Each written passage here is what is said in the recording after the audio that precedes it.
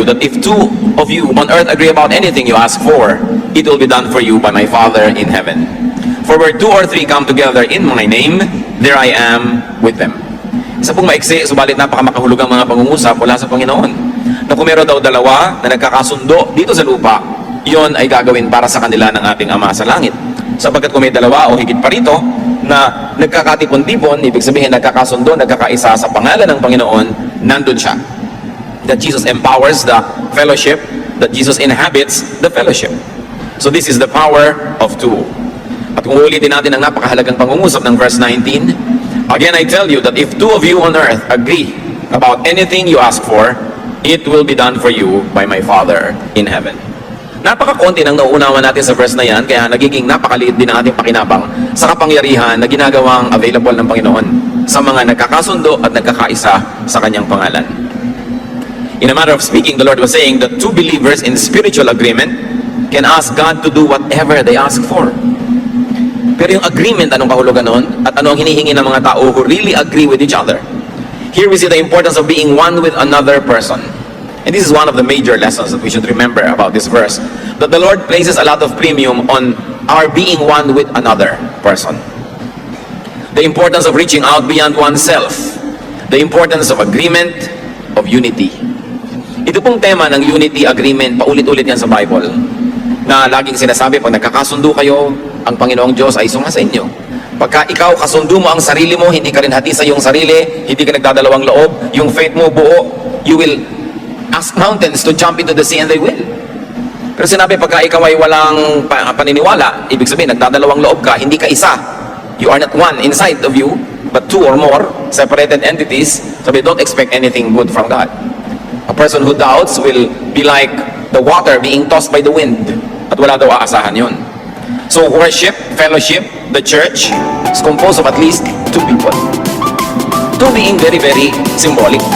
Ibig sabihin, outside of you, there is another. And it takes a miracle, and it takes hard work to be one with another person. Kung minsan nga sa sarili natin, hating-hati ang loob natin. Hindi mo alam, aalis ka ba o hindi? Ito bang isusuot mo o yun? Ano ba gusto mong kainin? Sino ba talagang gusto mong kasama sa buhay? Nakahati ang loob natin. Kaya yun lang maging isa at buo ang iyong loob, accomplishment na yan, at yun ang gusto ng Panginoon. Lalo naman kung maging kaisa mo at kaisang loob ang isang tao outside of you. Ang tendency ng mga tao ay maghiwalay, magkagalit, magkalayo, di magkaunawaan, magpaligsahan, mag-contest. Kasi Satan is at work. And it is what Satan wants. Satan wants people divided, while God wants people united. Ecclesiastes 4:9, two are better than one, because they have a good return for their work. So this is a teaching that emphasizes God's disdain for selfishness and for too much individualism. Sabi, mas mainam kung dalawa. Mas dadali ang trabaho, meron kang kasangga, meron kang kaagapay, meron kang maaasahan. Ecclesiastes 4:10-12, if one falls down, his friend can help him up. But pity the man who falls and has no one to help him up. Also, if two lie down together, they will keep warm. But how can one keep warm alone? Though one may be overpowered, two can defend themselves. Pagdidiin at pag-uulit sa kahalagahan ng meron kang kasundo, meron kang kapartner, meron kang kasama sa buhay. Na pag daw ikay nadapa, lalo hindi na kaya ng kalusugan mo, may magbabangon sa'yo. Kawawa naman daw yung taong madapa na wala man lamang nagtumutulong para siya itayo. At kung napakaginaw, lalo sa mga bansa na may yelo, may snow, sabi, kung dalawa ang magkatabing natulog, magkakatulungan ang init ng kanilang katawan para buhayin at panatilihin buhay ang isa't isa. Pero kung nag-iisa ka, sabi ganoon, paano ka naman maiinitan? Kung bakit 1 plus 1 is not just 2, lumalampas doon yung value ng body heat. Pag dalawa kayo nagkakatulungan, nagiging napakalaking bagay yung init na naibibigay niya sa isa't isa. At kung ang isa daw ay kayang-kayang talunin, ang dalawa ay magkakatulungan para ipagtanggol ang kanilang sarili. So two believers and two people who agree can empower each other. That's why God places a lot of premium on togetherness, yung dalawang magkasama. Kasi siya ang nag-design sa atin, alam niya that will be stronger when there's a person outside of us who agrees with us and who we agree with and who joins us in our pursuits. Pati ang Panginoong Jesus, nung nagpadala siya ng mga magmimisyon, magtuturo, Luke 10:1, after this, the Lord sent them 2 by 2 ahead of him to every town and place where he was about to go. So even in the ministry, there is partnership. Because the ministry can offer lots of challenges, even loneliness, isolation, sadness, feeling of rejection, violence from other people. Kaya iba yung merong nakakapagbigay ng comfort sa atin na kasama. In fact, brothers and sisters, 2 can be the biggest number. 2 can be the strongest team. And 2 can be the easiest number to maintain. This early, we like to say, be part of the power of 2. And if you already are part of a power of 2, celebrate that power, keep it, maintain it, and protect it from people that would like to divide the 2 of you. And never underestimate the partnership of 2. Kahit yan ay partnership nyo, huwag yung babaliwalain. Pag merong dalawang nagkakasundo, magkaisa ang puso, magkaisa ang damdamin, they can accomplish nearly anything. Maraming nagagawa. Hindi mo kailangan ng milyon-milyong kakampi. Meron ka lang isang talagang kakampi at nagkakampihan talaga kayo, magkakaunawaan kayo at kakampi nyo pa ang Diyos, kayo ay majority. Kaya ang gusto ni Satanas, laging guluhin ang magkakakampi. Therefore, do not upset. Do not confuse the configuration of 2 that had become 1. Pag may nakikita kayong dalawang tao nagkakasundo, magkaibigan matalik, o kaya nag-ibigan, naging magkasintahan, huwag na kayong makigulo.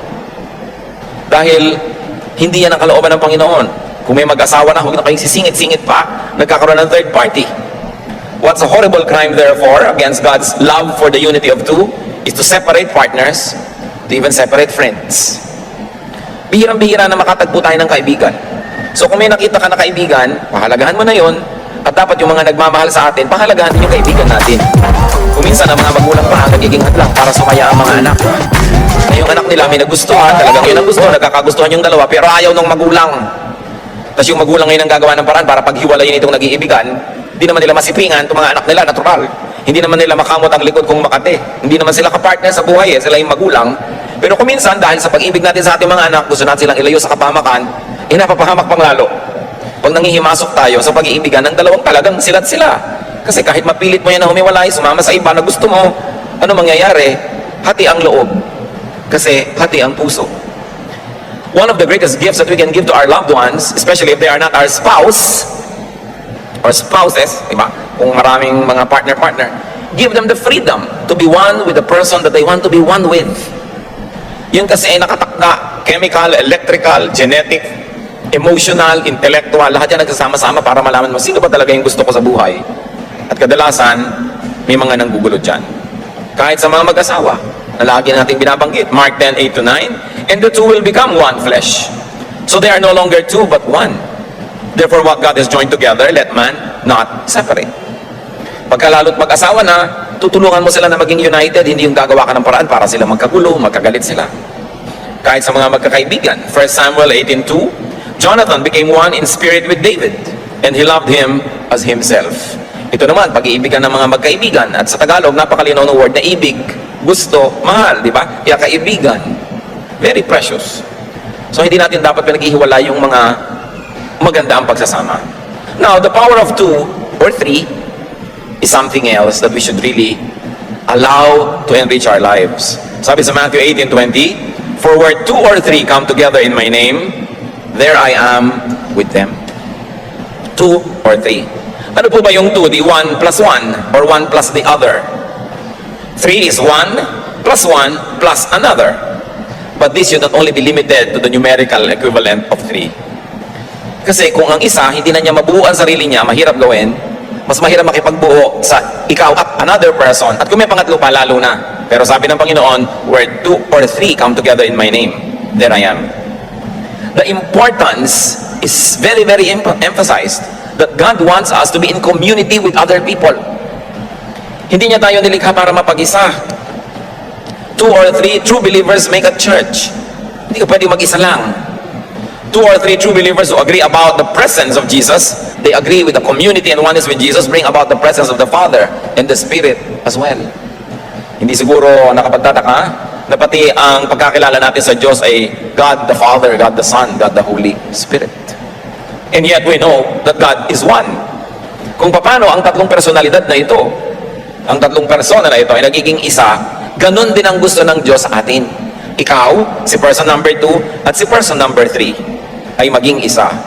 Kung yung person number 3 is symbolic of 1 million or 1 person, ganun pa rin yun. Ikaw, a second person and a third person becoming one. Ecclesiastes 4:12, a cord of 3 strands is not quickly broken. Madali namang maunawaan yung halimbawa. Ang isang sinulid na mag-isa, pagka hinila mo, malalagot. Pag naging dalawa, matibay-tibay. Pero pag tatlo na yan, tirentas mo na, ang tibay-tibay. Ganun ang prinsipyo ng lubid. Mahalaga sa Diyos yung hindi lang isa, hindi lang dalawa, kung maaari, may pangatlo pa na kasundo. Matthew 18:15-16, if your brother sins against you, go and show him his fault. Just between the two of you. If he listens to you, you have won your brother over.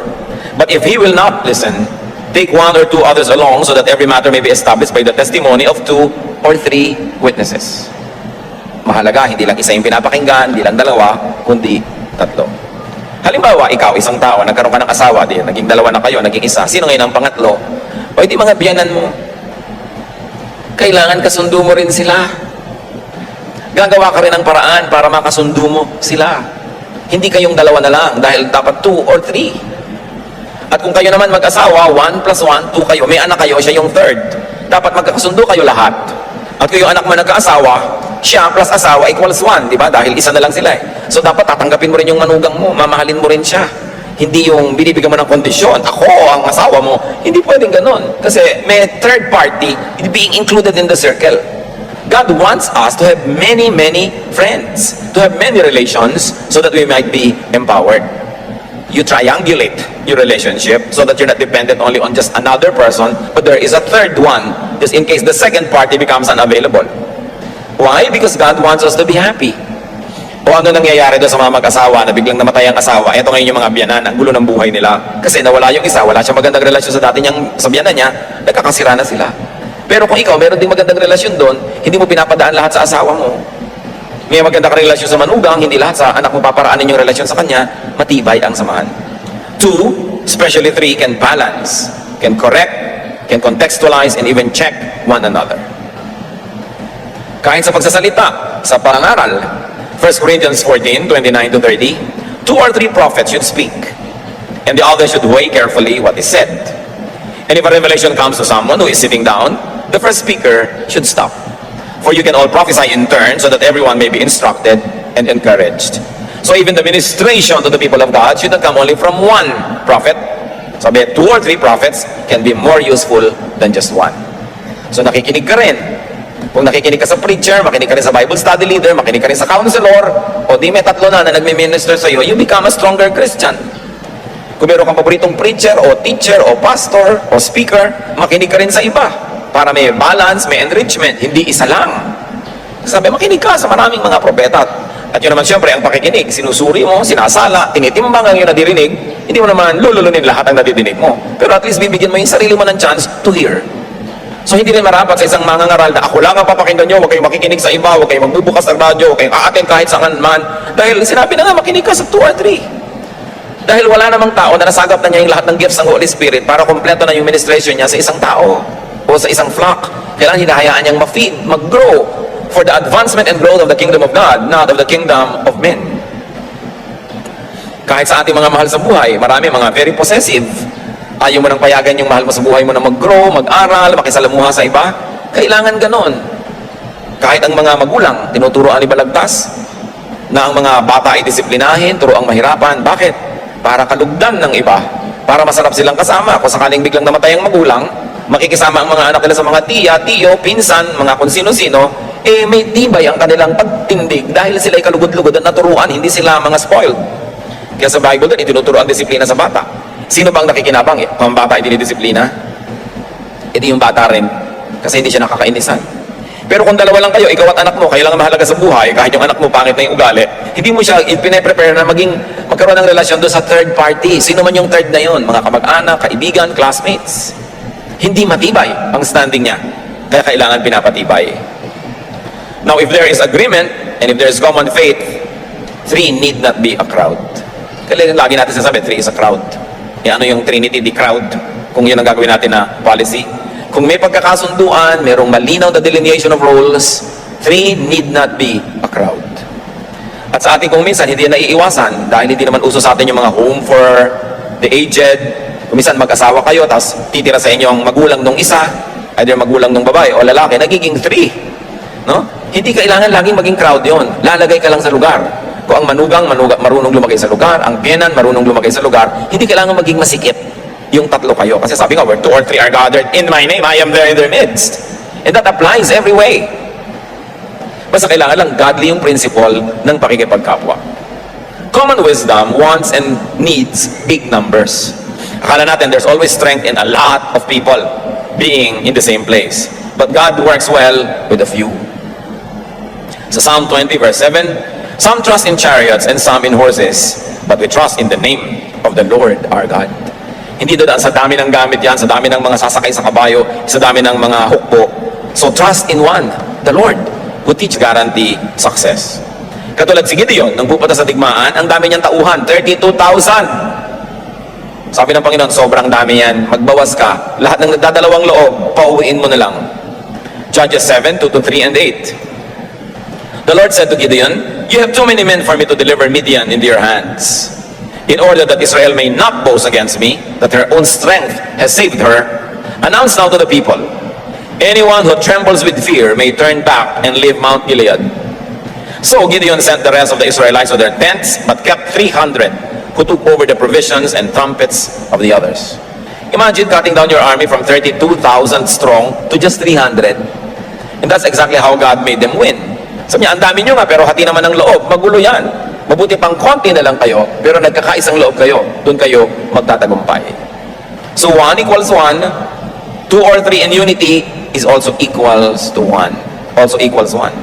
2 or 3, basta nagkakasundo, 1 din yun. So togetherness means being powerful. 1 is powerful when you're together with other people. 2 or 3 can make heaven come down. Matthew 18:19 from the Contemporary English Version. I promise that when any two of you on earth agree about something you are praying for, my Father in heaven will do it for you. Now, this is why Satan wants to divide two persons against each other. Ang gusto ng Diyos, may kasama tayo, kasundo, kaibigan, kaagapay, kapartner. Genesis 2:18, the Lord God said, it is not good for the man to be alone. I will make a helper suitable for him. So binigyan ng kapartner si Adan. Pero nung nagkasala sila, at nililitis na sila ng Diyos, anong nangyari? Sinong may kasalanan? Genesis 3:12, the man said, the woman you put here with me, she gave me some fruit from the tree, and I ate it. You see here a very subtle and a very dangerous division happening. Noong magsisisihan na, sinisi na ni Adan si Eva. Sabi niya, ito kasing babaeng ito. Actually, indirectly, sinisisi na rin niya ang Diyos. Inilagay-lagay niyo dito itong babaeng ito. Ayan, siya ang tumukso sa akin. Imagine a couple facing God instead of protecting each other and speaking for each other. Eto na, nanguna na si Adan na manisi. At yung paninisi, pagsisihan, nagsisisihan kayo, simula yan ang pag-iwalay. Kasi oras na sinisisi mo yung kabila, ibig sabihin, ibang partido na siya, hindi na kayo one, hindi na kayo together. Tama ako, mali ka. I'm justified, you are condemned. Ibig sabihin, pinaghihiwalay mo yung isa. Kaya kahit sa mag-asawa, mga kapatid, walang kwenta yung sisihan. Nagdadrive yung asawa mo, sabi mo, lumiko ka sa kanan, dyan yung pinaka-shortcut. Eh, hindi siya lumiko, tapos nagkawala-wala kayo. Ikaw ngayon, sabi ko na sa iyo kung lumiko ka lang, kung nakinig ka lang sa akin, sana nandun na tayo. Sisihan. Alam niyo, uwi nun, awayan. Kasi nagkamali na siya, i-emphasize mo pa, maninisi ka pa, alam naman niya nagkamali na siya. So, mapapamahal ka ba kung nanisi ka? Kayo ba yung naninisi sa inyo, namamahal niyo, na wow, nadagdagan ng 10 points ang pag-ibig ko sa asawa ko dahil sinisisi niya ako? Hindi, nababawasan. At pag araw-araw nangyari yun, gigising ka isang araw, wala nang pag-ibig. Pero yung nagkamali ka, tapos baliwala siya, pinagbubukas ka pa ng butong pakwan at sinusubuan ka habang hinahanap mo yung tamang daan. So, ay, tama-tama talaga yun ang pangasawa ko. Oh, ang galing. Namamahal mo. Ngayon, ba't ka naninisi? Kasi nadadaya ka ni Satanas. Gusto mo lang patunayan na tama, kamali siya. You like to empower yourself and weaken the other person. It is a satanic plot. It's not the style of Jesus. No? Kaya yung sisihan na yan, nagkamali na, anong gagawin mo? Itama. At tatandaan natin yung pagkakataon na meron kang desisyon. Decide to be lovable instead of someone to be hated. Yung gagawin mo, nakakatuwa ba yung gagawin mo o hindi? Kaya yung mga sisihan ng sisihan, nag-aaway, nagchichismisan, gustong-gusto yan ni Satanas. Kasi, pag nag-iisa ka na, kayang-kaya ka niya. Di ba ang sabi ni Lord? Pag dalawa kayo na ipagtatanggol yung isa't isa, you can pray for each other, you can edify each other, pero pag nag-iisa ka na, yung kapartner mo, nakaaway mo pa, kayang-kaya ka na ni Satanas. Sa Job 2:7-10. Alam natin ang nangyari kay Job.